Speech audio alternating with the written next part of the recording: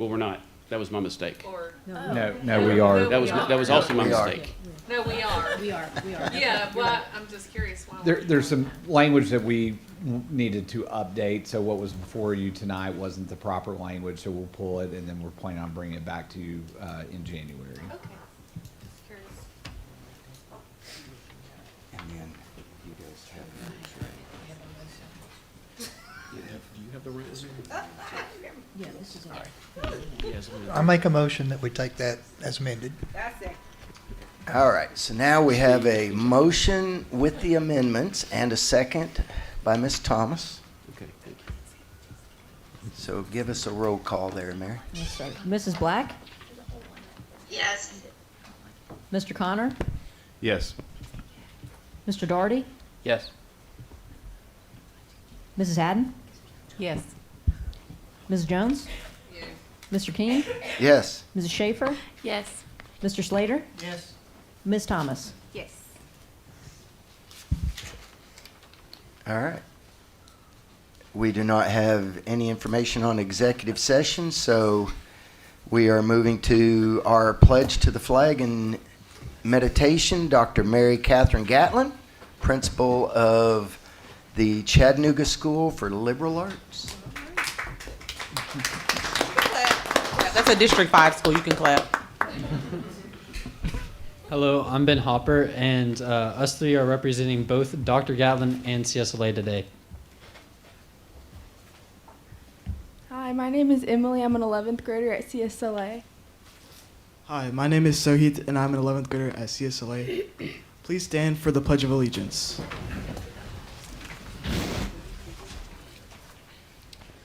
I pledge allegiance to the flag of the United States of America and to the republic for which it stands, one nation, under God, indivisible, with liberty and justice for all. Please remain standing for the CSLA Code of Conduct, which we say every morning at our school after the Pledge of Allegiance. I'll lead you in it.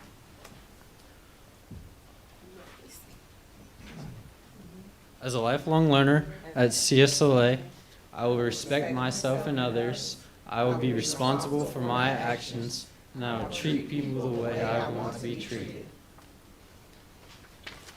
Please pause for a moment of silence.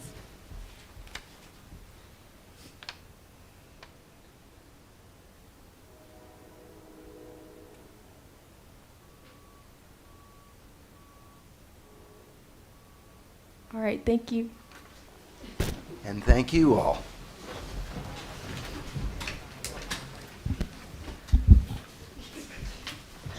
All right, now we move into our exemplars of excellence. And our first presentation with Mr. James is the AF Bridges. Greetings. I'll be brief tonight. When we start introducing state championship teams, that gets a little lengthy. Tonight, though, we are recognizing a school and a very prestigious award that was secured by one of our schools this year. It's known as the AF Bridges Sportsmanship Award.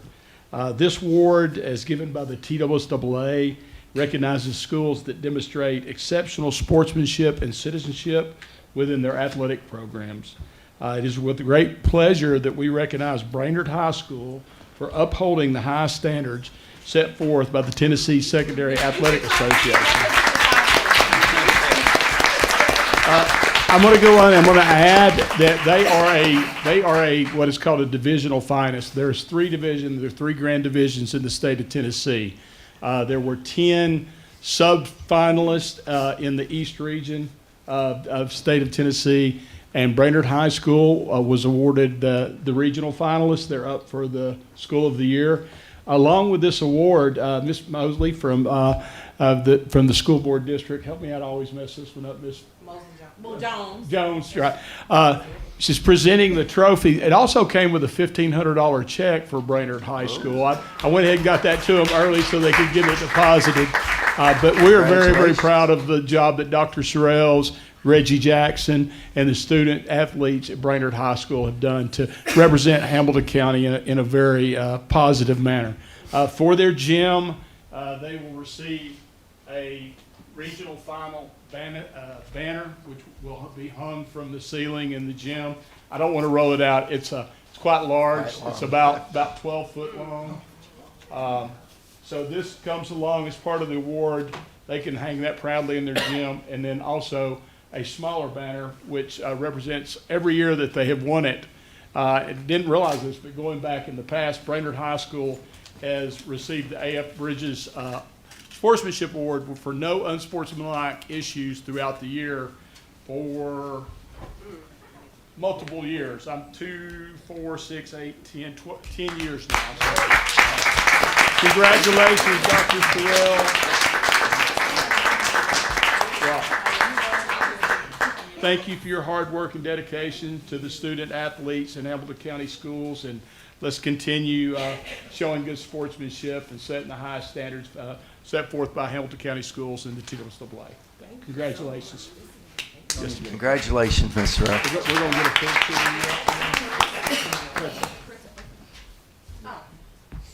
Absolutely. You look it over, we can roll it all the way out.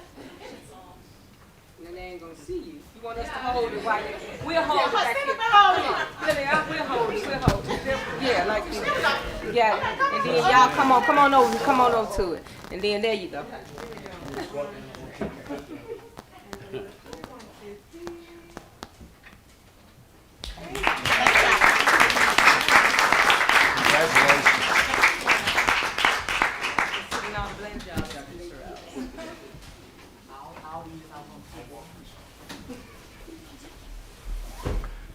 All right, so while they're fixing the other stuff, we have a unique presentation here momentarily. I happen to be a follower of the Eagle Scouts and got to be there 2 weeks ago at their called Gathering of Eagles, which is their end of year awards presentation. 49 different individuals received their Eagle Scout Award, and to do an Eagle Scout, to receive your Eagle Scout, you actually have to do a project, and it involves a lot of different things, but the two main things are that you serve while doing the project, but you also try to get others to serve. And this young man that's coming up, and I guess I'm going to take over for Mr. James, but this young man that's coming up represents a 3-state region. He is, I'm sorry. That's right, Steve, I had called you anyway. So Gathering of Eagles, and now I'm going to pass it on to Mr. Slater. Brock Beeler is a student at Sunny Daisy, junior, right? Why don't you come up here and let people take a look at you, Brock? Big boy, are you? Thank you. He is an Eagle Scout out of Troop 20 in Sunny Daisy, and his Eagle project was chosen as the Project of the Year for the Cherokee Area Council. His project was repairing the Raider course at Sunny Daisy High. An Eagle Scout service project is a leadership-focused community service that Scouts plans, develops, and leads from start to finish as part of earning the rank of an Eagle Scout. It's one of the most visible and meaningful requirements in scouting. At its core, the Eagle Scout Service Project is to demonstrate leadership while providing a meaningful benefit to the community, a nonprofit, a school, religious, or community agency. While the Eagle Scout Service Project is most recognized requirement for earning the Eagle Scout rank, it comes at the end of a journey that begins usually at about age 11. With the average age of an Eagle Scout being 17, this means they likely have had a 5+ year journey to get this resignation. In addition to the Eagle Scout Service Project, the Scouts had to complete the requirements of 6 prior ranks and earn at least 21 merit badges. They are awards that explore your skills, your hobbies, your careers, your life abilities beyond everyday scouting activities. And I am extremely proud to say this guy is from Sunny Daisy High School.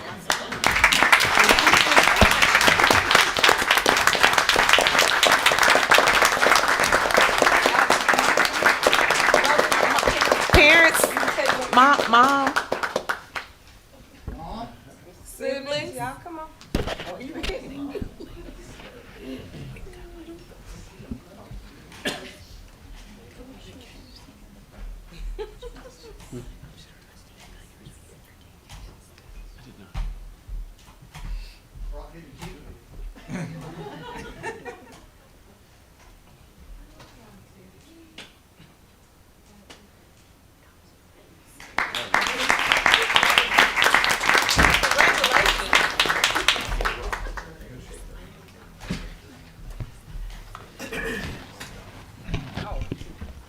Congratulations. Good job, bro.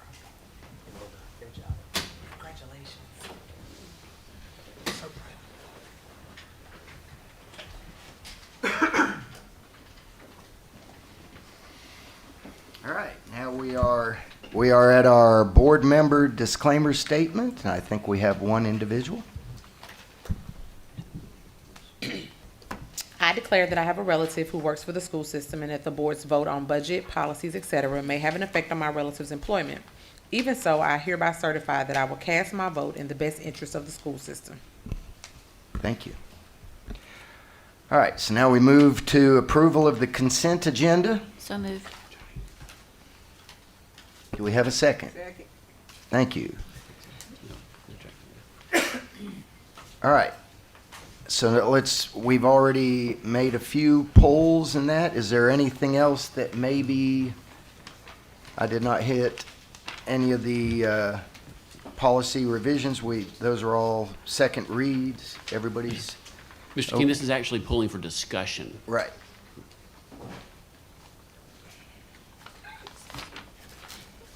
So, none? All right. Then roll call. Mrs. Black? Yes. Mr. Connor? Yes. Mr. Daugherty? Yes. Mrs. Haddon? Yes. Mrs. Jones? Mr. Keen? Yes. Ms. Schaefer? Yes. Mr. Slater? Yes. Ms. Thomas? Yes.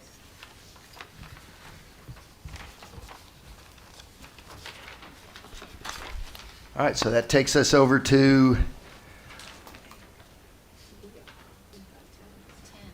yep, we're going to hit, we do have 9A. So Dr. Brown,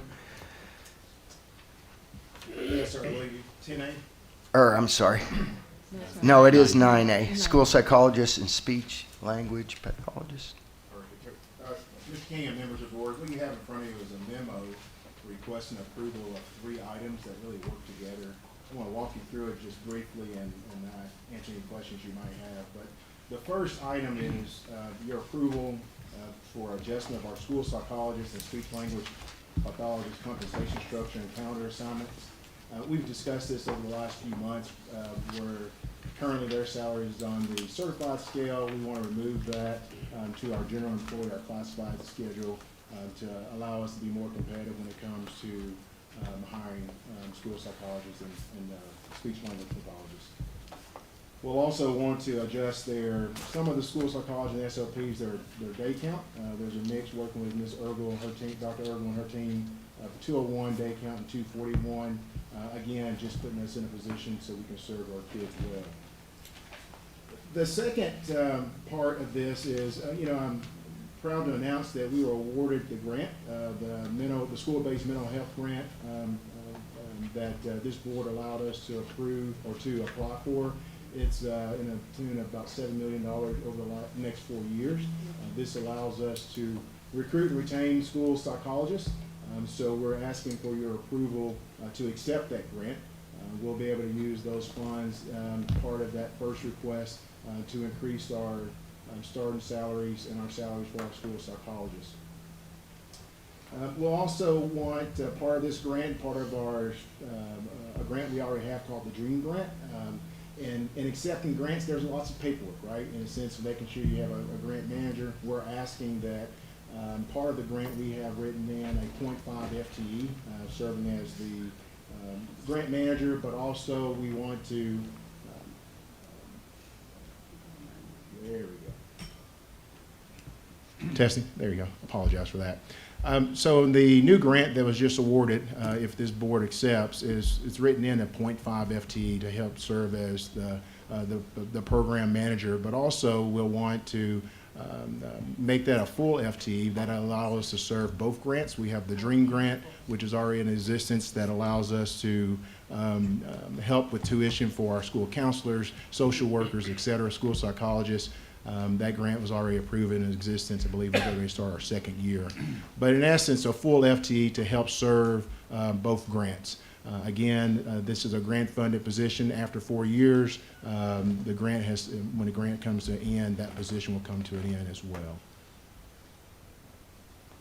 All right. So Ms. Schaefer? He answered it. Okay, thank you. And so what you're saying is all salary, all funding for this will be incorporated from within the grant?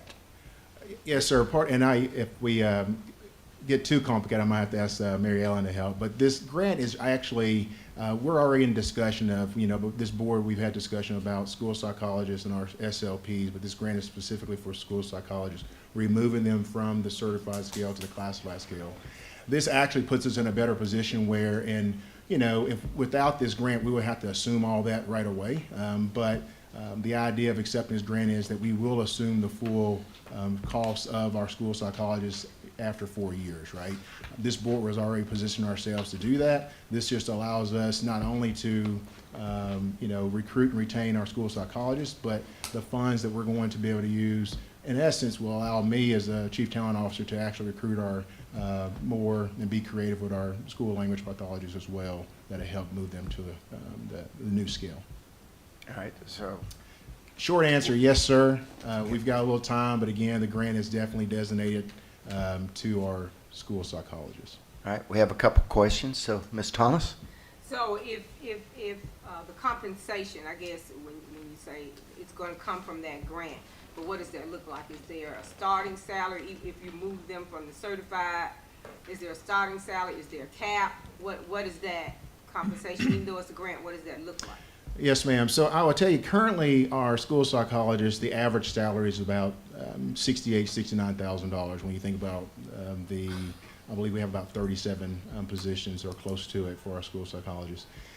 Currently, our minimum salary for our school psychologists is a little over $50,000, which is why we have vacancies, right? And so with the grant, it'll allow us to be competitive. So we will, one, the strategy is we want to retain our school psychologists. So definitely there'll be an increase in their salary. But also, this grant is started, if approved by this board, January the 1st. So our new minimum salary for a school psychologist will be, I believe, around 61, 62. Again, that's a minimum. And so we will be able to use their grant to be competitive. So my hope is not only are we able to fill our anywhere from our 12 or 13 vacancies, but make sure we're fully staffed for the next school year, but retain our staff, right? And that's the idea.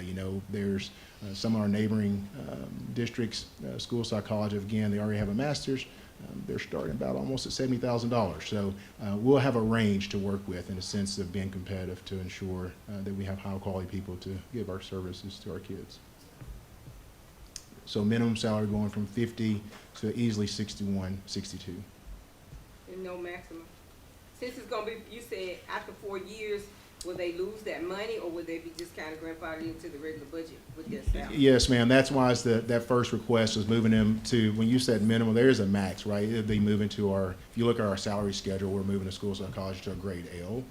That gives us flexibility. And what I mean by that flexibility on the new schedule, it's depending on the person that comes to us, right? In a sense of their degree, their experience, the other things they have on their resume that we can be competitive to attract.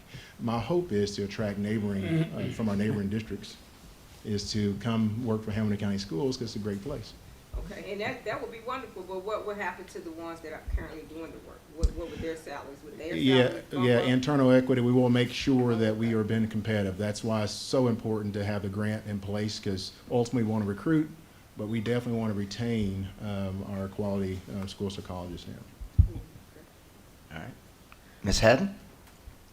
Yes, I agree definitely that we need to pay our school psychologists and speech language pathologists better and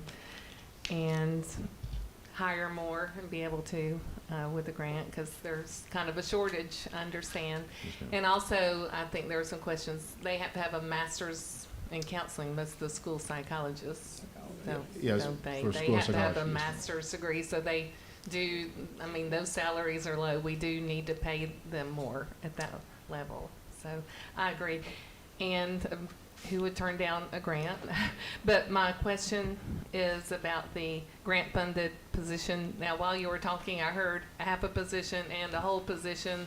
Yes, So ma'am. is this position, the one, the resource facilitator, is that a full FTE position? Yeah, or a half? it's, yes, ma'am. And again, I apologize for the confusion. The reason that was there was we didn't really learn that we was awarded this grant till I believe December the 11th, and so we already had seen things in motion for the Dream Grant as been amended. So in essence, we have the two grants. We have the Dream Grant that's already in existence, and then the new grant that was just awarded to us. Both grants, in our eyes, in the sense of the work that needs to be done to manage the grant, it's probably a 0.5. So what we'll love to do, because it allows us to recruit a high-quality person, it's difficult to hire a part-time person, right? But since we have two grants in the sense of one grant's a sum of $7 million over 4 years, we've got to manage that, and so that full FTE will allow that person, that individual, to manage the grant, but also work with recruitment and retention of our school psychologists as well. Okay, and let me clarify in case I've just missed something. So are we hiring just one FTE or 1.5? Yes, ma'am. Great. One, we hope. Just the one. There you go. Okay, Yes, ma'am. sorry, I didn't totally follow. And the pay grade, a G, what pay grade is that? Yeah, that's a grade G. So I don't have it in front. That's probably a minimum hourly rate of about $25, $26. An hour or so? An hour, Or what's yes, the ma'am. yearly? And what the- level, like coordinator? Yeah, it'll be or a 260-day manager? employee. Again, that employee will be full benefits. Again, the entire salary will be paid by the grants, and that it will be. We will hire with the full knowledge that it's grant funded, so it's a 4-year position. Okay, and I guess my only other concern is, just staffing. I know we have a lot of employees in the grant department, and they're all listed online and all too. Yes, ma'am. And so it's just like not fully understanding. Well, I would love to say this, and honestly, I know staffing is one thing, but without the grants department that we have, the few people we have, they're the reason we just earned this $7 million, right? It takes a lot of work to make sure we have everything in place for us to be awarded this. So honestly, in a lot of ways, the small department, they've just earned their keep. Okay, are most of those positions then, are they like grant embedded positions? I mean, I wonder how many are like when the grant ends, that position ends. There is only one position, the grant that I'm asking you to approve, is the resource facilitator. It's a 0.5 and then the 0.5 from the Dream. Everything else goes towards compensation, goes towards training, goes towards recruitment. So there's no other positions that's going to be funded by the two grants that I've just mentioned. And that position will go away when the grant's In out. 4 years, right? Okay, thank you. Yes, ma'am. And push your button. Number 2 is also listed under you. There were no other questions on this. Got to approve that. Oh, yeah, I'm sorry. So do we have a motion and a second for the 9A1? I make the motion to approve. Second. And we've had discussion, but any other? All right, roll call. Mrs. Black? Yes. Mr. Connor? Yes. Mr. Daugherty? Yes. Mrs. Haddon? Yes. Ms. Jones? Yes. Mr. Keen? Yes? Mrs. Schaefer? Yes. Mr. Slater? Yes. Ms. Thomas? Yes.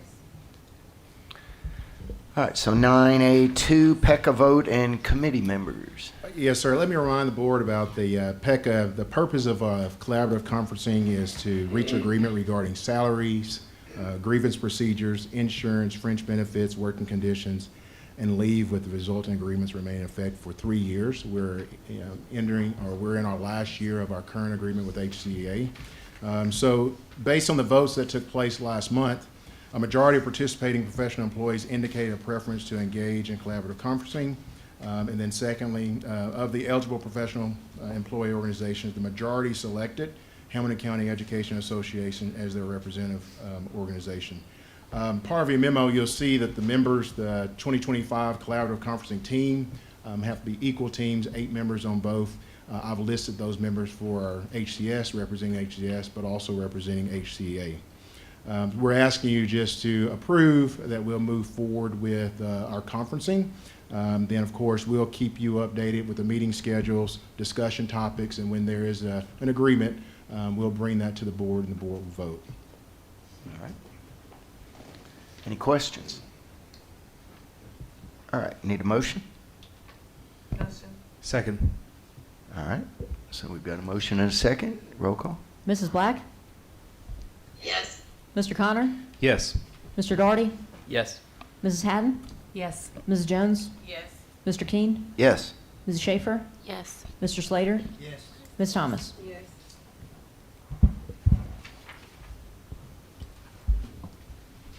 All right, so we pulled 9B1. So 9C, Chief Strategy Officer Shannon Moody. Oh, always good to see you. So administrative policy update, monitoring. Do you need it, or do you want to make a motion? Or do you want to just explain what? Yeah, what, right. So what this is, it's a document. At the policy committee meeting, we asked for permission to make like a clerical change on all policies. In the top left corner, there's a monitoring section, and right now it says the month that we'll review those policies. Since we've been successfully reviewing them quarterly, we're going to go ahead and change them all to say review during the quarter in which we're doing. Instead of bringing them all to you one by one, this is a memo asking for permission to do that, and then being clear what that'll say in the monitoring section. Motion to approve. Second. All right, any questions? No questions? All right, roll call. Mrs. Black? Yes. Mr. Connor? Yes. Mr. Daugherty? Yes. Mrs. Haddon? Yes. Mrs. Jones? Yes. Mr. Keen? Yes. Mrs. Schaefer? Yes. Mr. Slater? Yes. Ms. Thomas? Yes. All right, so we are on to board matters. And is that going to be Miss Moody again? Or Those are two First just reads. first read Yep. policies, so unless the board wants to discuss, no need. They've been in front of policy committee already. All right, I didn't know if Mr. Slater had something on, oh no, that wasn't it, not 3.210, okay. So, All right. Moving on. no, so Motion to approve. There's no motions on No those. motion necessary. All right, so Dr. Robertson, we have 10B. We've got, so I think Ms. Schaefer and you are going to handle this between the two of you? Okay. You all had the legislative agenda that we discussed at the policy legislative committee. Nobody wanted to add anything that I'm aware of. We did meet with Dr. Robertson, the administration, and I met with the delegation. And we did make one minor change to the school state testing. That's after our conversation with legislators. We're all kind of on board together with that, but there was a red line in it so that we could make sure our language is more in line with where they're at. So now it says, conduct a thorough or a thoughtful review of the K through 12 assessment landscape across Tennessee. That's where, what was the name of that committee? The K-12 Innovation Committee. Senator Bo Watson was on that, and that was one of the recommendations he shared with us is coming out of that. That report is supposed to come out soon. It's not been released yet, but they're going to make a recommendation for assessing all testing across K through 12 in the state, and that's whether that's at the state level or at the local level. So they want to first assess how much our students are being tested, Senator Watson said to let you know he is acutely aware of the complaints around overtesting. We had a great discussion today about that. And there's potential for us to work on a resolution for this board to really get behind this with legislation of giving some flexibility to LEAs. Right now, we have to do the state mandated. Then we have what our local LEAs want us to do for how they feel like they can track our students' progress. And so we're doing both, right? We're doing the state and the local. And so we're looking at and trying to push for maybe some flexibility and discussing that where we could maybe, the LEAs could have the option, some flexibility of whether to choose the state testing or the local testing. And Senator Watson was talking about as long as there is a benchmark, because they want to continue to see test scores go up across the state. So as long as the LEA continues to meet the benchmark, then maybe we could have some flexibility. So that's why we made this red line, is to be more in alignment with where that innovation committee is landing. Again, we don't have the full wording yet. We're just kind of going based off that conversation. So once we get that report, we'll probably bring a resolution to this board regarding that. But that was the only change from the committee today from our meeting. So it looks like Mr. Connor had a comment.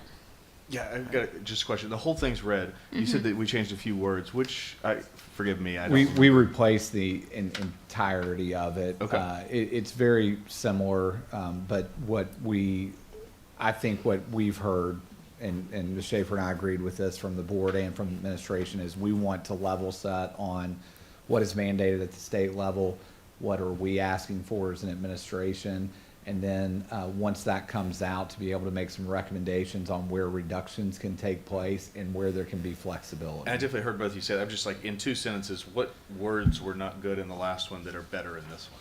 Yeah. Like, so it's the thoughtful review. So if you look at the first one, it says reduce state testing. So instead of just going straight to a reduction of state testing, having that thoughtful review on the front end of it that will then guide what decisions we could make. I was a little bit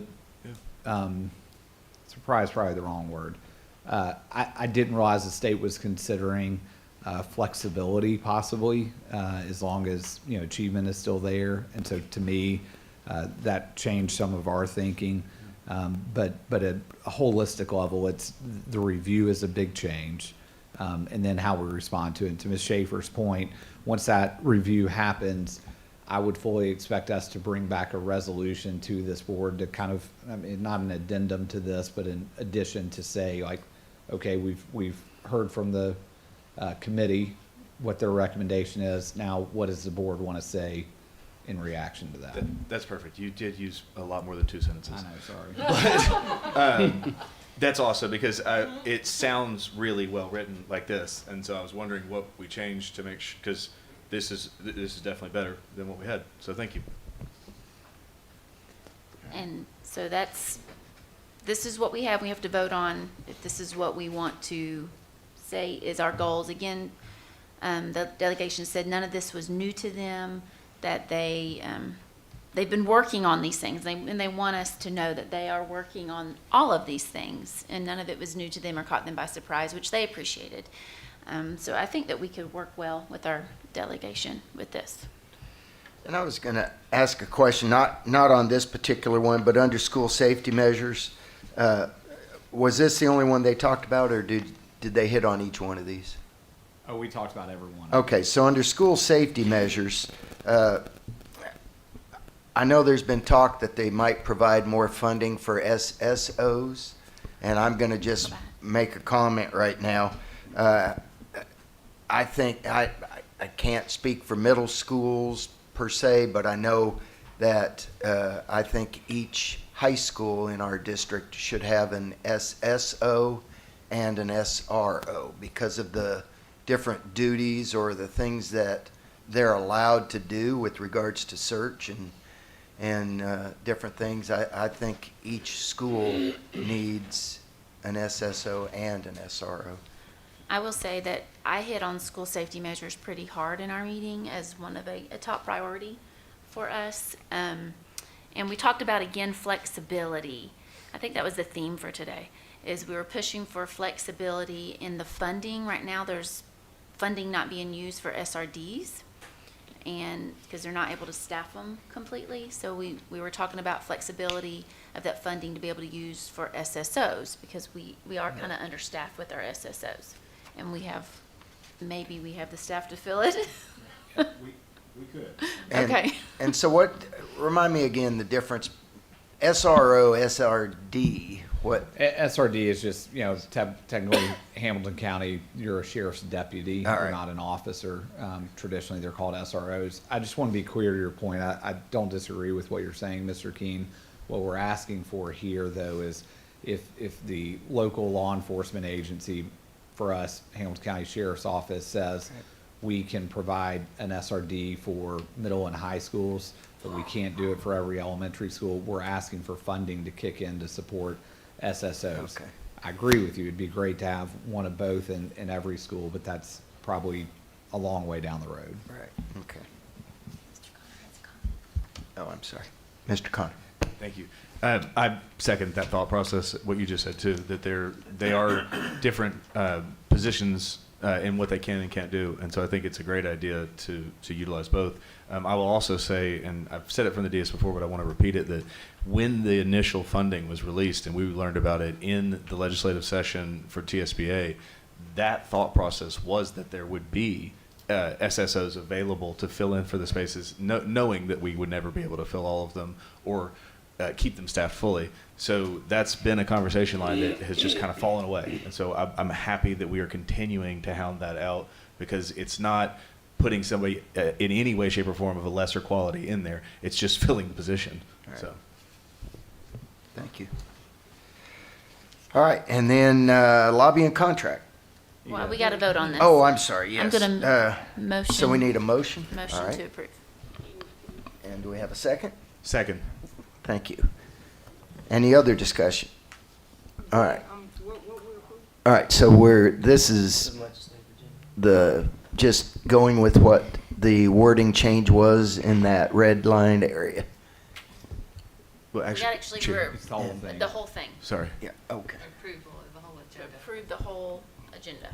All right. So any other questions? All right, roll call. Mrs. Black?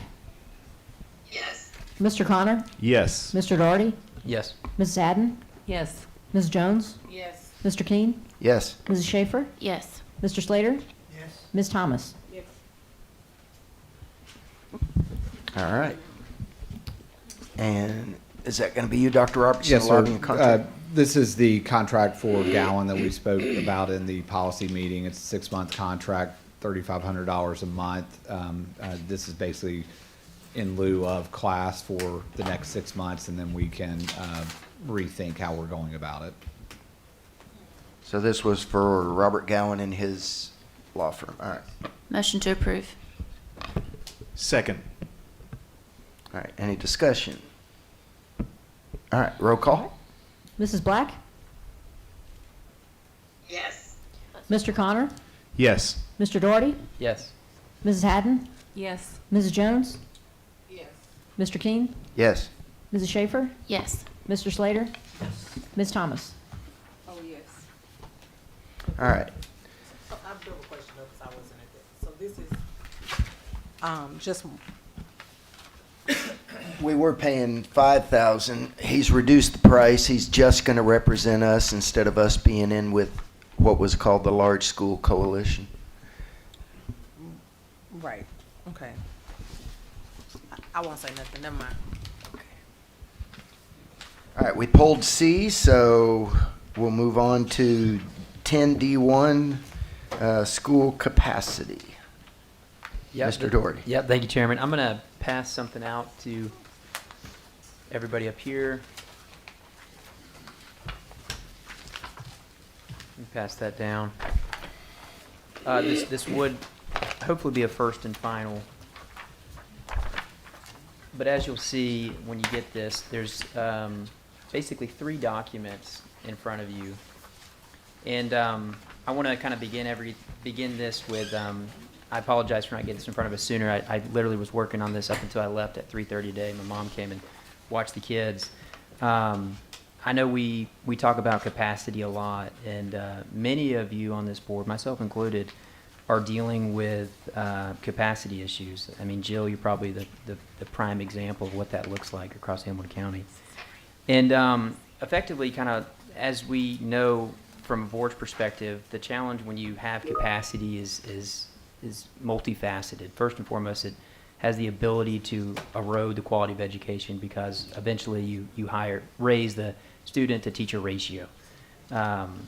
There's also an impact with cost with hiring more teachers.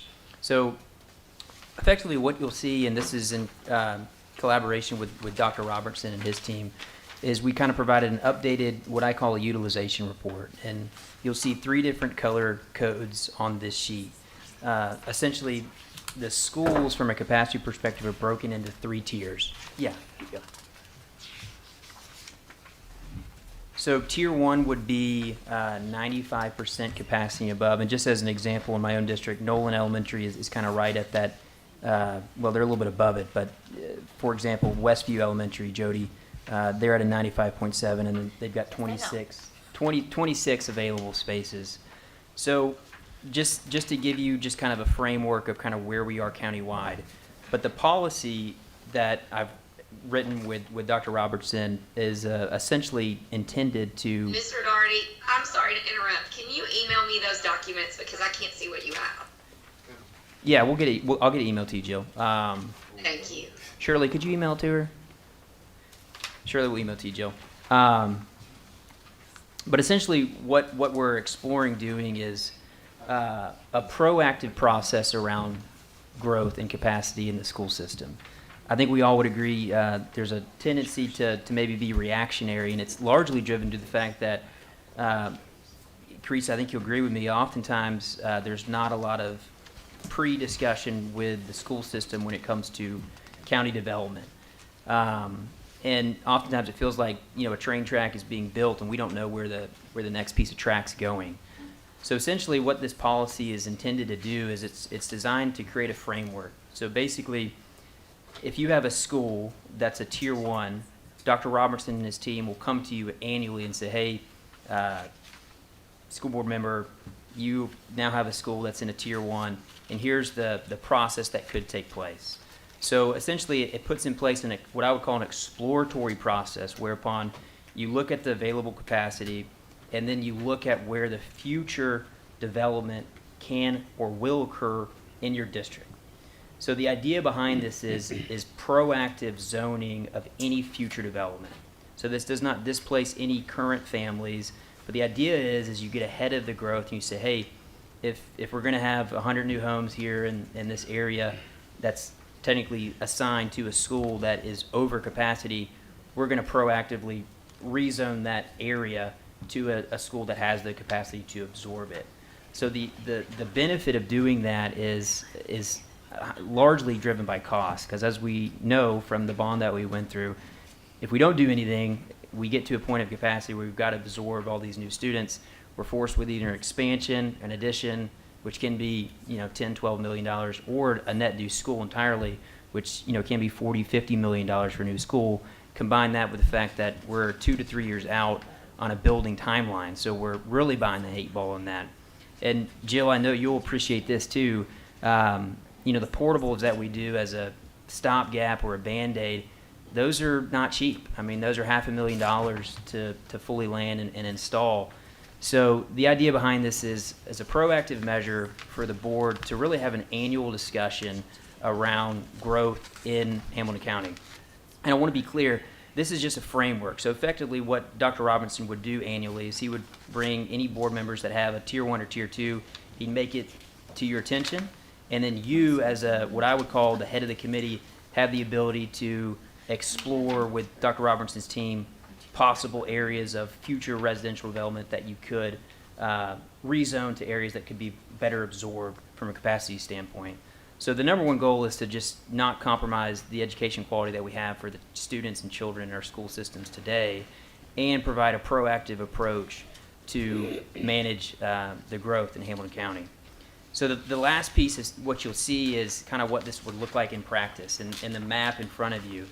So effectively what I'm proposing tonight is to adopt this policy in conjunction with this sheet, which effectively will put this into practice for the schools that are in Tier 1 in my school area in District 2, primarily Nolan and Thrasher. So these yellow lots, these are all future developments, so no one lives on these today. These are largely just land. But the idea is as we get ahead of this growth and we have a clear understanding of, hey, if development does occur here, we're going to put this at the best school for these future potential students, and that would not be at a school that's over capacity. So again, I apologize I didn't get this for any sooner. It's been a lot. This is, I can tell you firsthand, there's a lot that goes into it. But again, this is a proactive measure to try to get ahead of growth and really, hopefully, to allow us an opportunity to have a seat at the table when it comes to future development across Hamilton County. But I'll pause there. Thank you guys for letting me give you, some context and background on it. All right, so we have a lot of lights on. So, Mr. Connor? Thank you, Chair. So the first thing I'll say is just I heard you say it, and I just want to say too, it stinks to have to do something when you don't have any notice of it. So this is going to be really difficult because I'm trying to wrap my head around it in seconds, not the time that needed.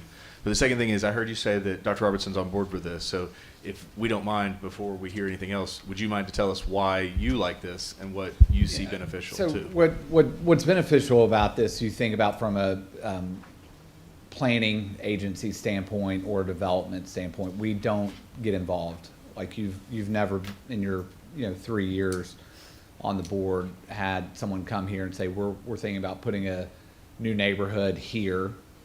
What do you think as a board member? What do you think as a school board is their capacity? It's never happened, right? Never. They just put neighborhoods in, they put development in, apartment complexes, and then we're expected to respond to that, right? What ends up happening is our response is to go to the county commission and say, hey, school X is over capacity. We need X number of dollars to add on to it to build a new school down the road. And so we're constantly playing catch up. What I think that this does is it makes the school board part of a conversation unique to your district, right? So if it's in your district, it's coming to you, you're putting a committee together. There's enough flexibility the way it's written that you get to determine what that committee looks like. You could have the developer on the committee if you wanted to. And then bringing a recommendation back to the school board to make a decision. It could be no change at all, or it could be an adjustment to that zone.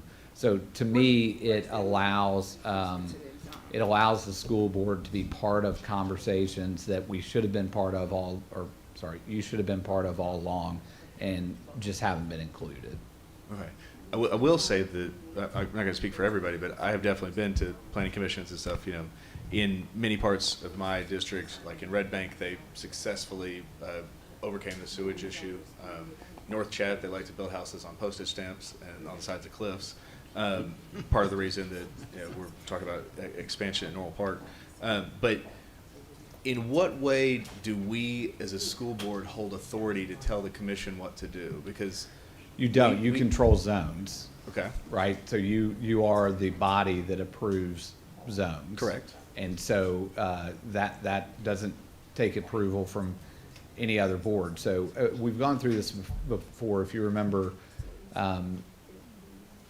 2 years ago, we were talking about Brainerd and East Ridge. At the time, both East Ridge were nearly 1,000 kids. I think the high school was just over. Brainerd was sitting under capacity.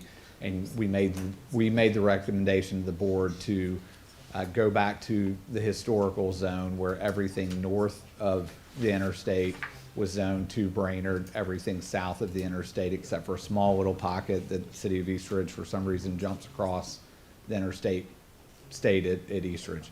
That was y'all's decision. It doesn't take approval from anyone else. So you are the zoning for schools authority. So I want to be really clear. I am fully aware that Yeah. that is our responsibility. I'm asking how we have the authority to force anybody to talk to us about growth. We don't. don't. We don't. Yeah, and I want to be very clear on that. really what I'm just trying to do is, so basically, it'll be reviewed annually, which I think is a good exercise in general when we talk about capacity utilization across the school system. And through that report that Dr. Robertson's team will put together that has a utilization map and then any potential challenges within a school that's over capacity, we can, I don't know what it looks like, but we would just share that with the powers that be on the county government so that they're aware. And what they do with that is their prerogative. So I guess I'll ask it again in a different way. What are we doing then? Like, are we just asking for them to please come talk to us? Because we can't force them to. No. So what are we do? What is the goal? Like I said earlier, what's the 3-sentence goal of this? Yeah, the goal is to provide a proactive approach around growth, to be prepared, to ensure that we are maintaining the quality of education for the kids and families that are in our school system today. So what's the accountability if we vote this in tonight? What is the accountability to somebody that just says, I'm not doing that? Is there any repercussion, or is this just wishful thinking at the end of the day kind of thing, or do we have any holding of accountability to somebody that chooses not to follow this? Mr. Chairman, may I dive into this if I could? For historical context, so this is germane to D6. So back in 2007, there was a dispute about the zoning for Normal Park. And in particular, there was this initial desire to expand the zone to, I think, the Bell Spears area. As it happened, a lot of developers started to buy up those homes and put in lots and lots of places saying, you get to send your kids to Normal Park. And so what happened was that area exploded. And so suddenly, I think it was in 2010, we were at overcapacity at some of those schools. And so the school board was trying to claw back the zone because we were over capacity at that school. And that created a major disruption. And so what, as I understand Mr. Daugherty is proposing here, is because the school board controls the zone, by looking at these gating criteria, when a school reaches a certain capacity, you start having conversations about any new development within that zone may not go to that school. So going back to Normal Park in the aughts or the early teens, with this policy in place, what very likely would have happened is before developers would have said, you get to live in North Chattanooga and you get to send your kid to Normal Park, the school board might have said, well, wait a second, let's check our capacity. We're gonna need to send any future development in that area to Rivermont or to Red Bank or to wherever else. And then that would have spurred a conversation, because if developers are marketing a particular school, then the conversation is, well, wait a second, what can we do to meet in the middle? Because frankly, one of the things that's attractive about this neighborhood is the school that's in it. So that's what spurs the conversation. If developers don't want to have the conversation with the school board, if they're content with new residences sending their kids somewhere else, maybe not that neighborhood school, that's fine. Maybe the people moving in that area are going to be empty nesters. Maybe they're going to be retirees, and so zoning is immaterial. But if they're marketing for a particular school, then there's a conversation that you all are part of. So I'm going to come back to my question, but I want to say I'm acutely aware of that situation. Obviously, I represent Hill City, and that is still a big piece of hurt. But I would also say that even though it's well established that that's not a Normal Park zone and it doesn't have a plan to be right now, those houses still go for hundreds of dollars a square feet over the averages, despite the fact that they aren't zoned for the school. And I would even say also that it's kind of a legal gray area to market any piece of property for its school zone specifically. There's all people steal too. We mentioned there's some bad apples and everything, but that is not legal. So I say again, I come all the way back to the legality of us doing this. Is this wishful thinking and a good policy? I don't want to knock it. Obviously, having conversations about our capacity versus growth. I beat you up all the time about the houses on Morrison Springs, about what they're going to do with the GPS fields, about the new thing at Lupton City. Like, Rivermont's never going to close for those exact reasons. I can't believe I got to sneak that in there. That's awesome. So, I say again, my question is, what legal stance do we have here right now to do this, and are we holding them accountable? Like, how is there any accountability? Mr. King. And then I'll put my mic up, but I'll say this too. I want all those answers, and I really do. I really think that there could be some good things here, but without community input, I'm not going to vote for anything day one, minute one. But I do need to know that question again. What legal right do we have to do this, and what accountability can we hold from it? Okay, am I next then? No. It's Ms. Thomas, Ms. Jones. Ms. Tabbins. Oh, is it not? No, it misses you up. Oh, Ms. Thomas took hers off.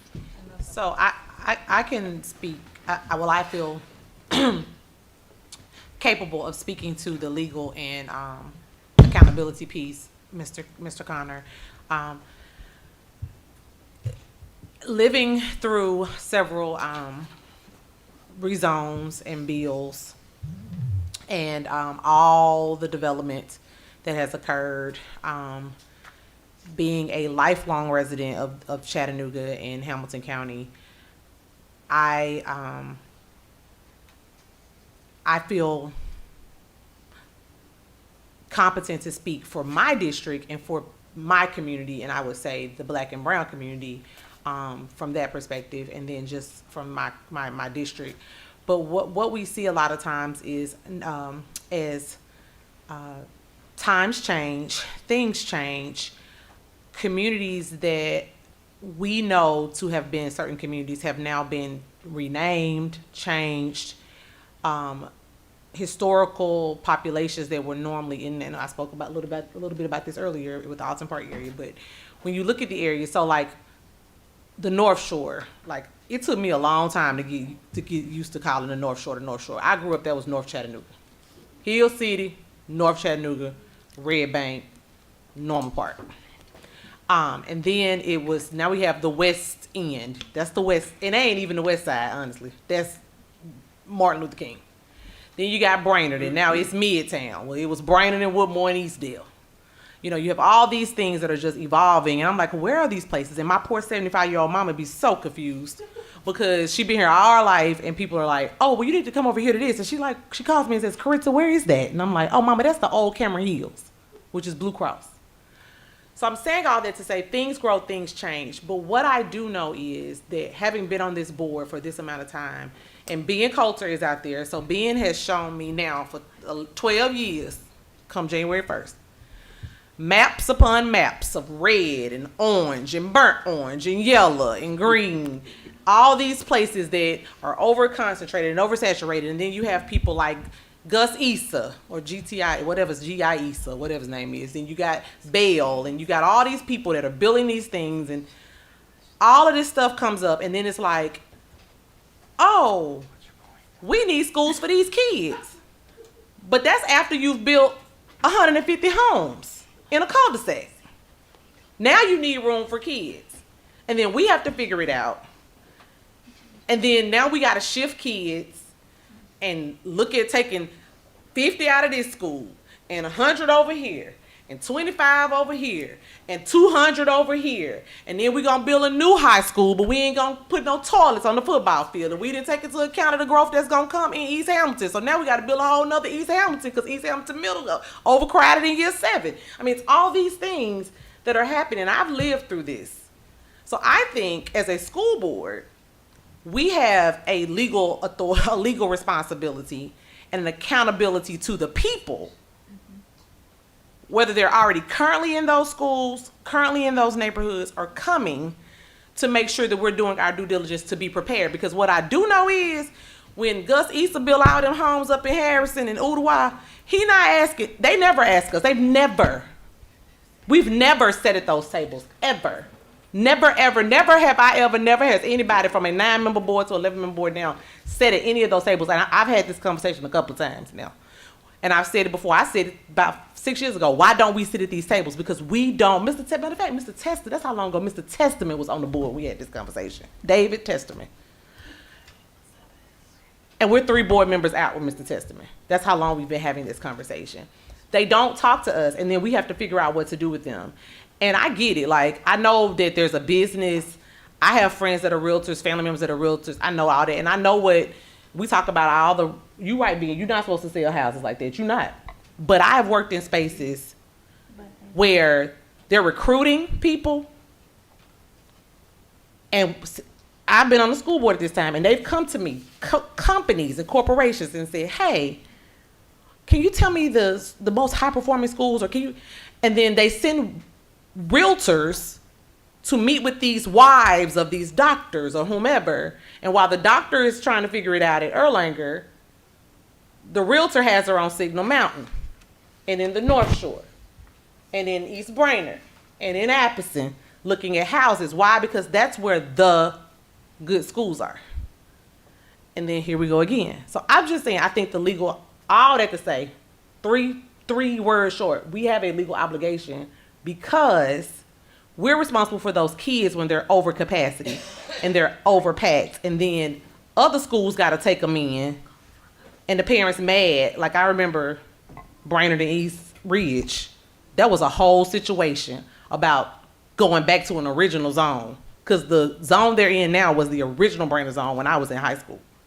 But it was a whole situation. Like, they're making our kids go to those schools and all those things. And I think if we're doing these kinds of things and seeing where that growth is coming, then we can be proactive about it. No, it may not ever change where they build. And you're right, people will still move over there. They're gonna move over to the North Shore because, I mean, it's a walk, live, play, learn area. And they love it, right? And they're gonna send their kids to the Baylors and Brights anyway. But that's what's happening. And in some areas, people don't have anywhere else to go. Like, the whole Brown Battle Rezone was horrible because we had kids that went to the west side that we had to take out of Battle and put in Brown. And they left their neighborhood school because it's a zone magnet to go 10 streets over, not even 10 streets, maybe 5 streets over and 2 blocks, because their zone school was at capacity because they done built all them apartments up down there, and people moved into them apartments with 4 and 5 children just to be zoned for Battle Academy. They didn't want to wait it out on a lottery list like me. So that's the obligation that we have, is to do what's right by children, no matter what the other outcome is, because ultimately, if not, we'll be sitting up here talking about what are the options for kids and where they're going to go and what other school choice option we're going to get them, because their zone schools are packed out. Yeah. Thank you, Karita. All right. I appreciate that. So with that Wait, being whoa, said. whoa, whoa, Go whoa. ahead. Ms. Haddon? Yes, let's see, this is the first time I've seen the policy, and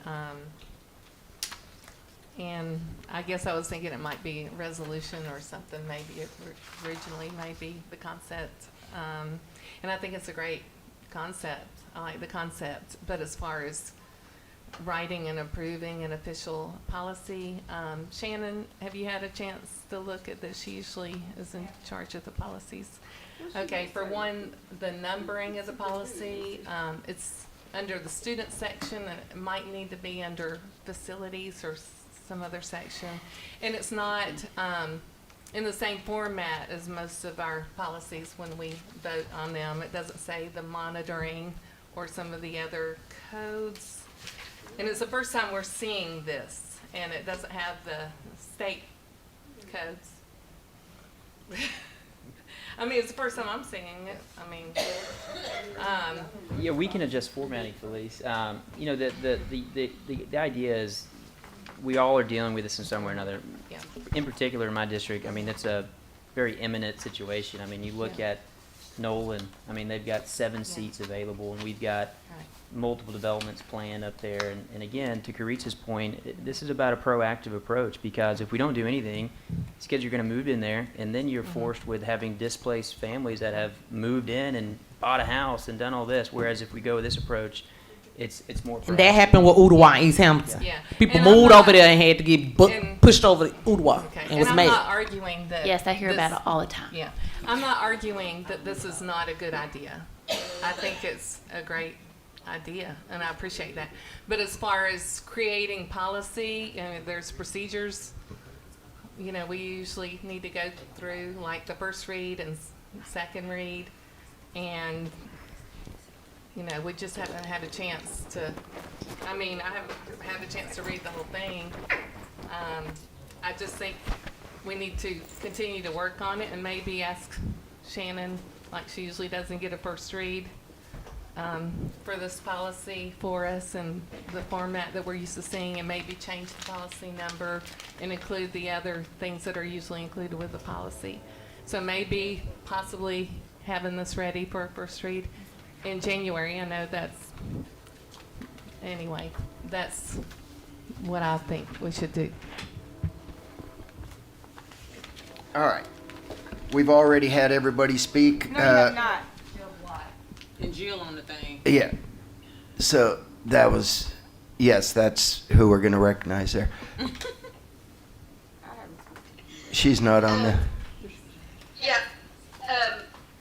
I was just, first of all, I like the idea of thinking forward, like the forward thinking and planning that, again, like Ms. Jones said, is our responsibility. Overcrowding is something that has affected almost my entire district. As far as like making people talk to us, do we not have the authority to request reports and appearances from the regional planning agency, just like the county commission does? We do, and Ben Coulter does that pretty regularly. Is that the kind of data that we're going to be using? I mean, I'm just going to be really honest. I don't have a lot of hope that developers are going to invite us to the table, because they don't need anything from us. Like, we don't have to approve their permits like county commission does. I don't have, like, but we can still access this data through regional planning and have some sort of idea. I like the idea of having regular reviews like this. Our only concern is if we like do these reviews every year, are we talking about disrupting like feeder patterns every single year?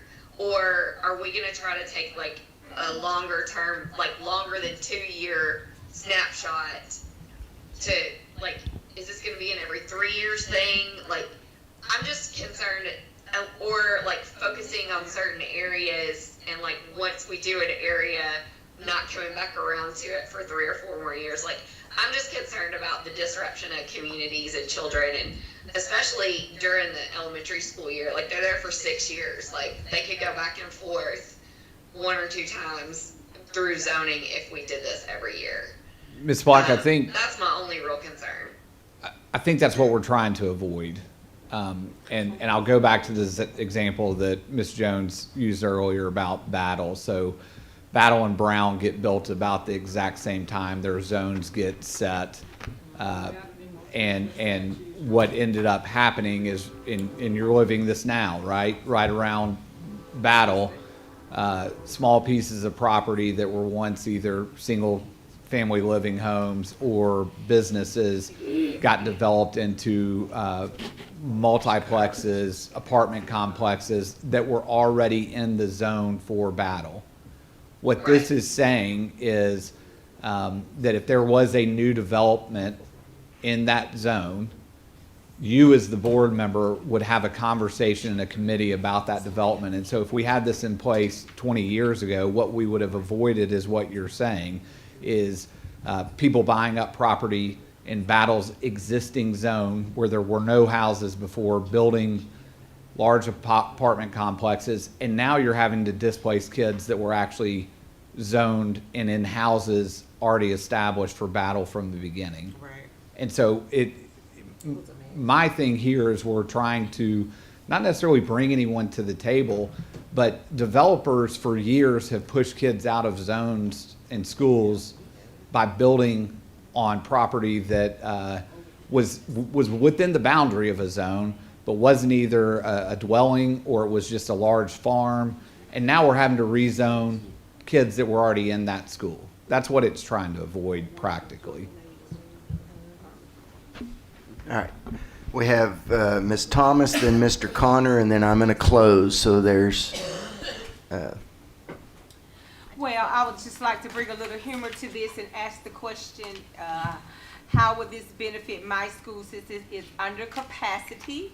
So does that mean that we're going to really, since other schools may be at capacity and we could possibly use that space, are we going to push for me to get a new school for the middle school in my district, which is very much over needed? I'm just asking a question because if we get to moving people around, and I know my school needs a new school before anybody wants to walk up in there because they're leaving because sometimes of the school and its present. So how will it benefit my school since we're in the undercapacity role? That's a great question, Jackie. So the way the policy is written is, in addition to the annual tier maps, we will also be having continued conversations of where the next best school needs to be based off the capacity. So I know we talked about it, and we went through that bond a couple, 2 years or so ago.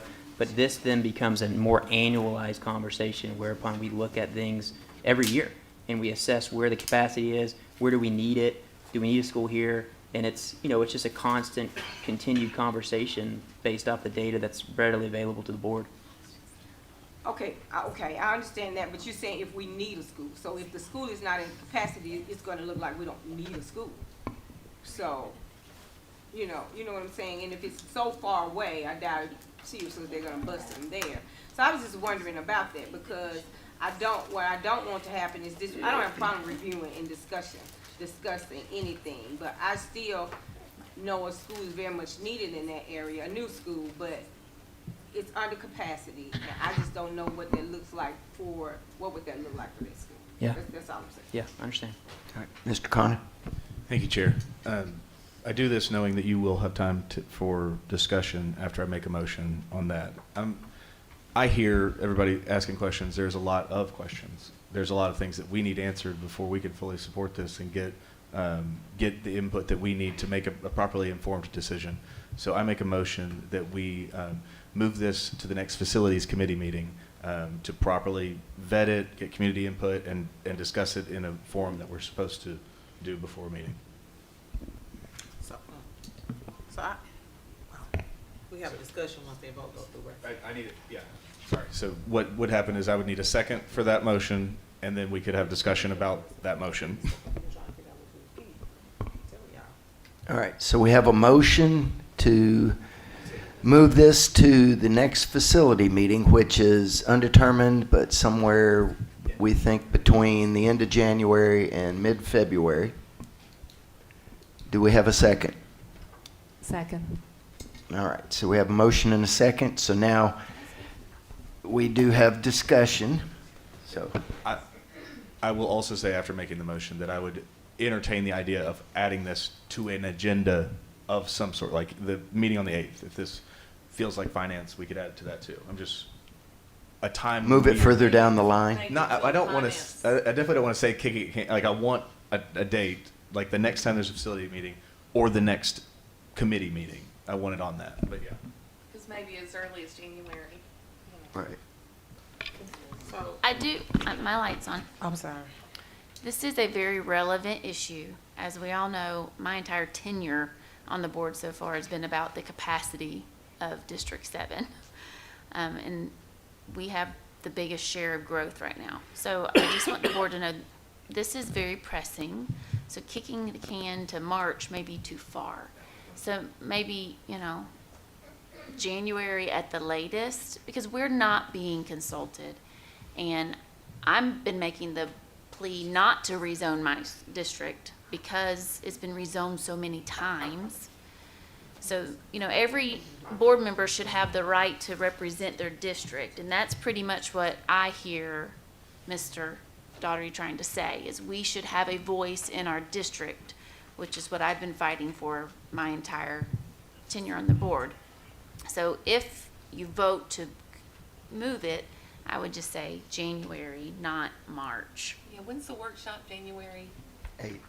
We could even do it as early as January 8th. So, my concern is, I don't live through a whole lot around here. My concern is, and I get the whole, it's all first time seeing it, I get that. But just to put this in perspective, the last time we were in a situation like this, we were thinking about purchasing what is now the BJ's in Hickson. At that time, it was the old Sears. And we were looking at it for a possible school setting over in District 3. We left school board,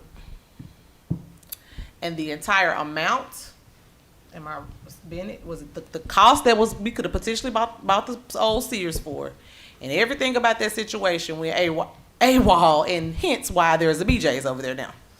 Because people now, because it's public, and we've made no decision, they go and have conversations, they lobby us, because it happens. I got calls about the old Sears. All of those things will happen. And we'll look around, and it'll be January 13th, 14th, 28th, whatever, February 2nd. And we won't even be having this discussion because somebody would have got in somebody's ear, and it won't even be a discussion. It'll be a vote to, well, I just don't think we need to do it because they done got in your ear. Once again, I'm leaving next August, so I'm just feeling very empowered to say a lot of things. But I just want to share that because when those things happen, once again, the students, the schools, the staff are put at risk. That's all I'm saying. All right, so I'm going to close out on this, and then our vote would be to, this particular vote would be to move it on to a meeting further down the road. But I'm going to close. Felice Haddon and I have been attending in our districts. We are experiencing what District 7 did experience and still experiences, and which is huge growth.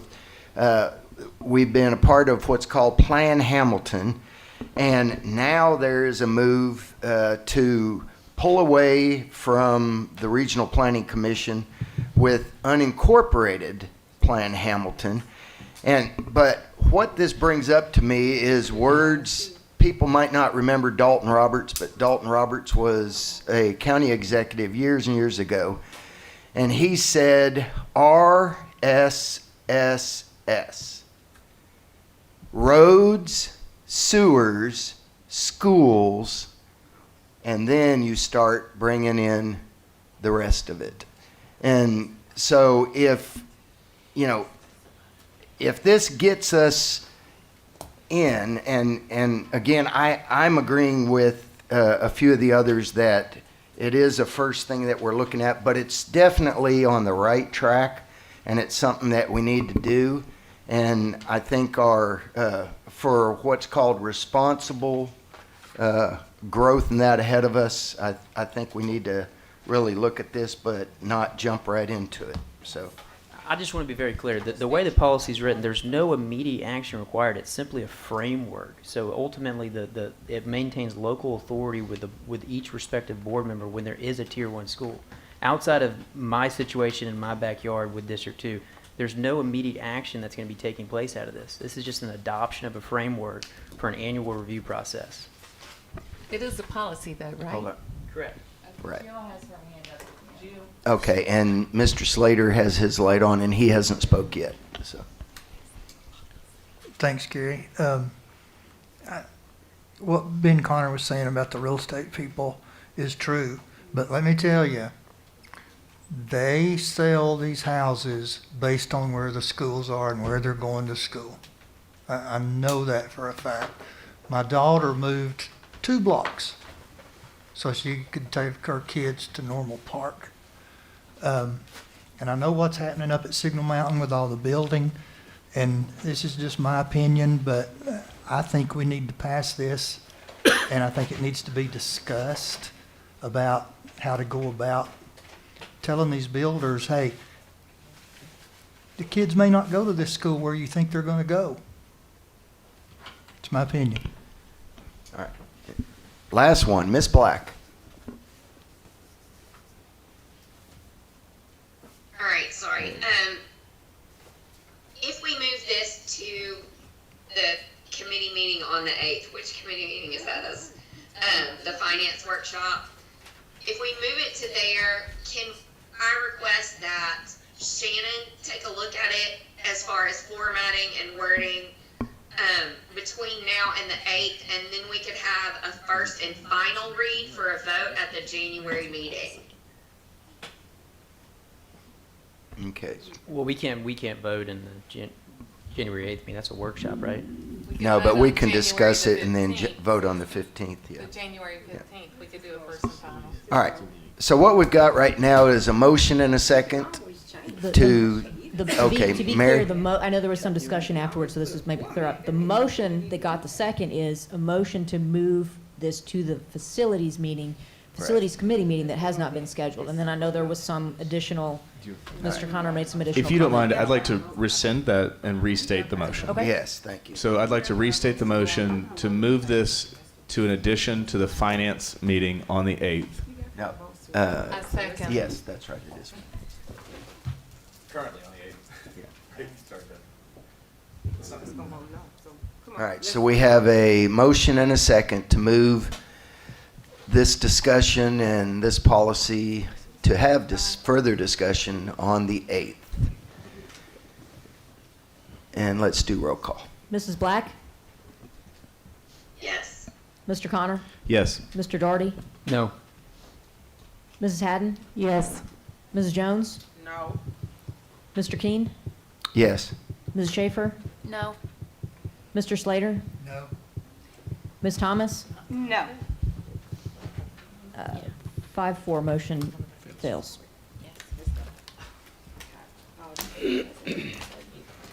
All right, so now we would need a motion to approve this. Scott, just so I'm saying, Policy. we can always adjust format after the fact, and we can adjust the policy number, right? Yeah. Yeah, we Yeah, I can. mean, if the board adopts, if the board adopts a policy, Yeah, we can do more discussion and change. if the board adopts a policy, it exists as a policy, now we'll need to put it someplace. So if you think about, to answer your question, Mr. Daugherty, if you think about it, every decision the board makes is a policy decision, right? So if, I'm thinking out loud here, so if the board adopts this as a policy decision, at some later date, the board could decide to insert it in the policy manual somewhere specifically. You're just amending an existing policy. So, yes. Yeah, thanks, Scott. So, Chairman Gary, I would like to make a motion to pass the resolution, so it's a joint motion. It's a motion to pass the policy, also to approve this zoning change to the District 2 schools in my area with the accompanied visual. So there's a dual part motion for the policy and the updated zoning in District 2. I Second. would think we would have to separate am I wrong? You are. You don't have to. I mean, if the board wants to take them separately, you can, but the joint motion is a motion to pass the policy and further to, I guess to Approve the updated zoning in Okay. District 2. thank you. And I didn't hear the second, Steve. All right, so we have a motion and a second. There's no lights on. We'll do roll call. Mrs. Black? I'm sorry, I'm just seeing this zone today, like 30 minutes ago, and we haven't had any public input. I can't vote to approve a zone that we have not taken to the public. No. Mr. Connor? No. Mr. Daugherty? Yes. Mrs. Haddon? No. Mrs. Jones? I have a question about the motion. Okay. Is it a joint? I was trying to ask a question. Was it joint or separate? It's separate. They're It's joint. It's together, joint. they're It's together. joint. So it's a motion to pass this policy and to approve updated zoning in District 2. Well, did he, I'm sorry, because I didn't, did he, is your zoning changed? Did you change your zoning? Yeah, so the- And so how the- does that affect other So people's the zoning? yellow is, as I mentioned, it's future development, so no one lives there now. So the idea is proactively say, hey, these two elementary schools in Thrasher and Roland are over capacity. They're 99%, I think 104. So any future homes, any people that live up there will not be guaranteed to be zoned for those two schools. So trying to get it out in So advance. as where opposed to would they waiting. be zoned for? Well, it's hard to say because it would change. I mean, it's all based on current capacity. So I can't vote for this part, but I'm okay with the framework. So that's why I was trying to get to that, but then I thought they was separating them. It was a lot going on, but it's a whole lot of side talk over here in my left ear. So yeah, the current motion is them joined together. The current motion is them joined together, so. Okay, so can I amend? We're voting right now. We've So already no, started. no for the joint. Okay, okay. But I will. Mr. Keene? No. Mrs. Schaefer? Yes. Mr. Slater? Ms. Thomas? No, because I want to look, I too want to consider the policy, but not necessarily the zoning, because I don't know how it affects everything else. Okay. And so that's 6-3, no. Motion fails. Now, I would like to, as a chairman, am I allowed to make a motion? All right, so I'd like to make a motion that we pass the first part, not the rezoning, but the actual policy, and then make changes to the numbers in that as needed as we further look into it. I second. So we have a first and a second. Mr. Connor, your light's on? Okay. This is actually past the policy, right? Yeah, Right here. Ms. Jones, your To light's on. pass the Oh, I'm policy sorry. and I that's was. it. Thank you for acknowledging me. No, you're right. Oh, Thank okay. you. I'm just going to restate that this is just doesn't feel right. Like we're trying to push something through, and what I'll say out loud, Kritza, what I said over here is we're trying to push something through, and we're asking if we can change it after we do it. It's a conversation I have with my girls all the time. Turn it in right. Don't turn it in wrong. Get it right the first time and turn it in that way. Don't turn in something half done that's not fully thought through and not fully baked. We're not there.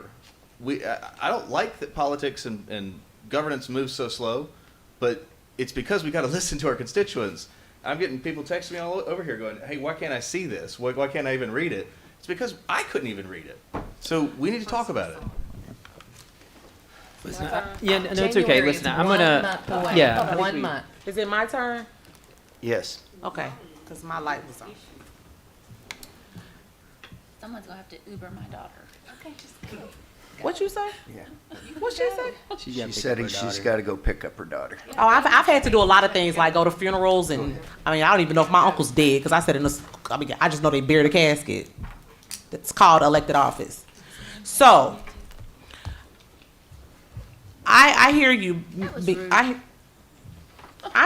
that was a real life experience for me. All right, so So- we have something in front of us we need to discuss. Okay, and Let's that's what I stick- was trying to do, but let's she stick to the interrupted discussion. first. So just No, both of you be quiet and state your point.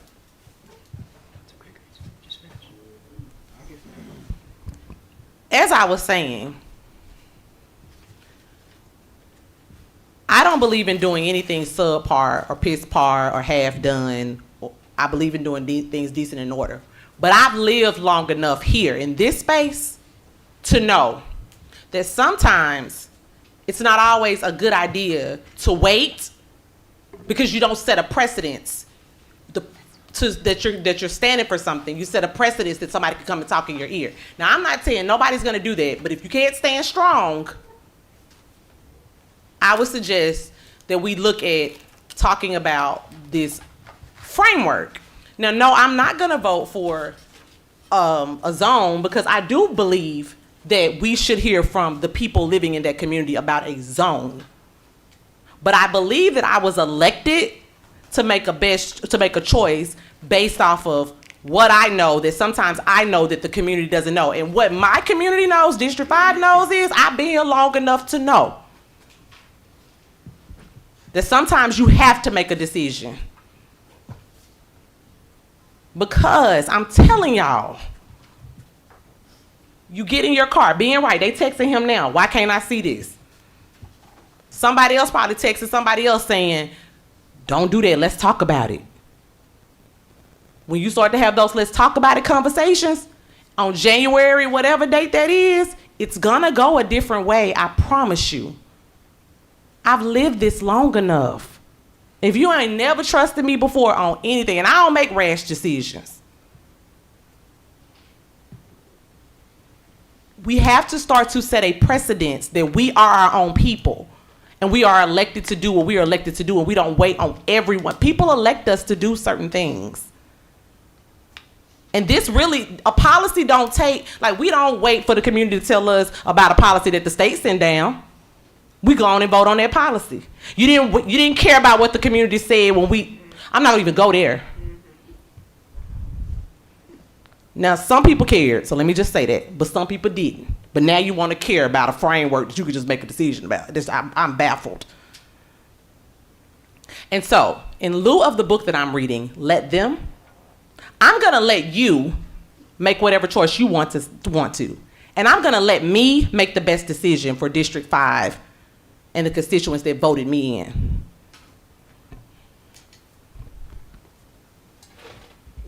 Mr. Doherty. Yeah, thanks, Teresa. Listen, I know everybody some people might feel caught off guard, and I acknowledge that. The reality is I've heard from my community, and I've been listening, and this is one of the, I view one of the largest imminent threats up in District 2, particularly on the schools where the majority are concentrated up on Signal. And that's why I've taken this approach, because to Teresa's earlier point, if we don't do anything, it just gets so much more messier, and it's also more costly as well. So I'm open to, Gary, your motion to just approve the policy, and then we can revisit it.